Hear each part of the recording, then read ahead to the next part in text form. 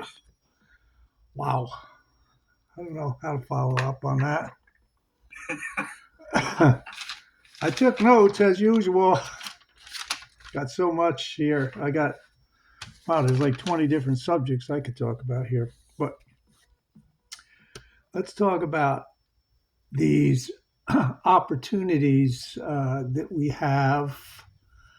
Like, what should we do when we have so many opportunities to choose from? Should Renee go to this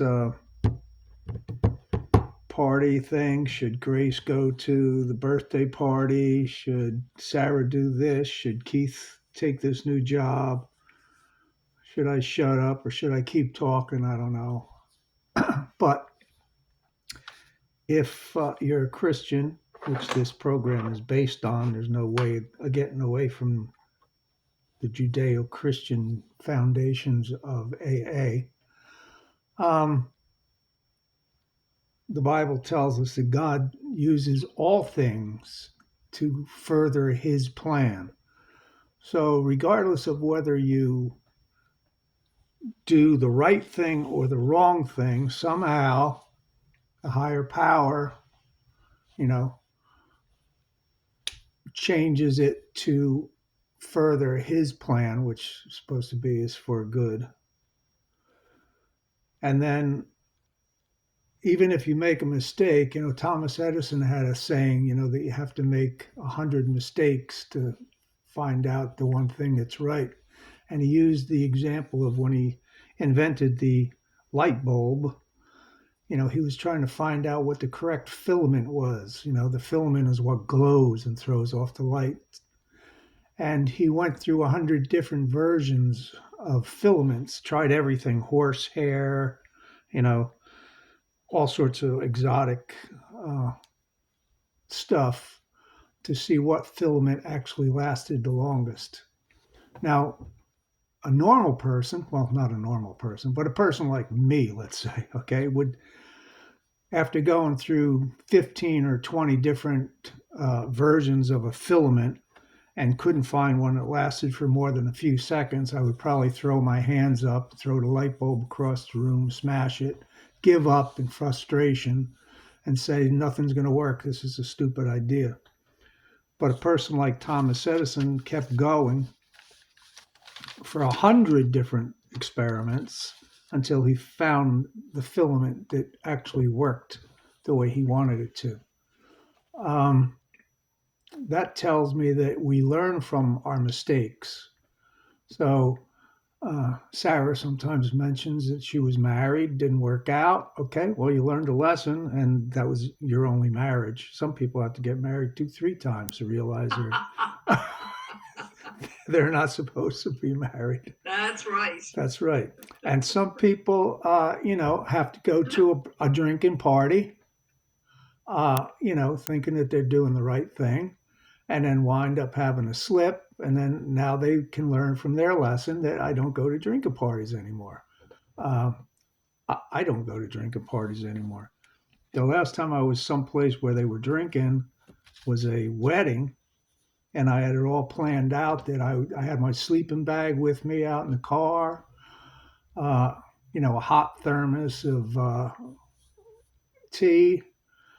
And as soon as they started playing the disco dance music, I was out of there. I did an Irish goodbye. I didn't say nothing to nobody. I just was gone. And you know what? Nobody even noticed. Nobody even cared. Um, so they tell us in AA to have an escape plan when you're in a situation like that. Destiny, fate,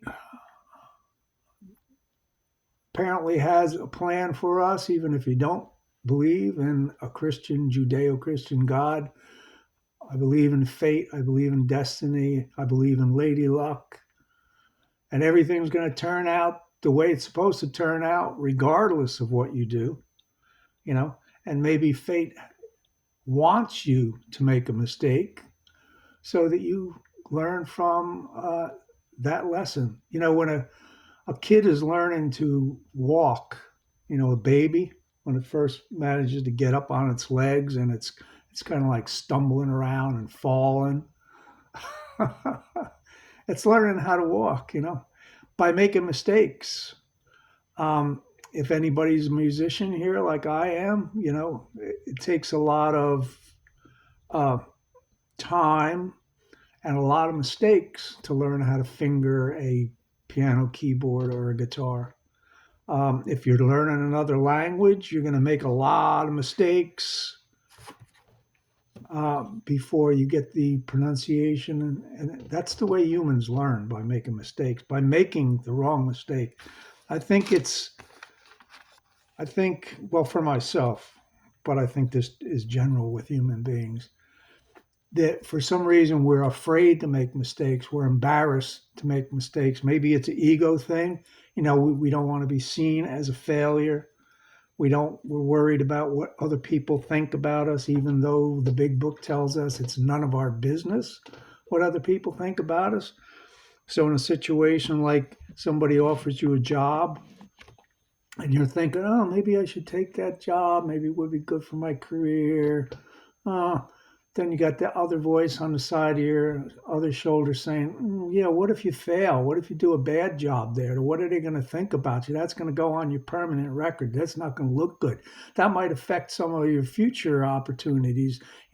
Oh, remember that time we gave him the job over there and he screwed it up and he made a mess out of it? I don't know. And now you got those two voices again in your brain, where the alcoholism centers, right here in your brain. It's nowhere else. It's right here. It's all about your thinking. And so now you're struggling. What should I do? What should I do? What should I do? And I'll close with this.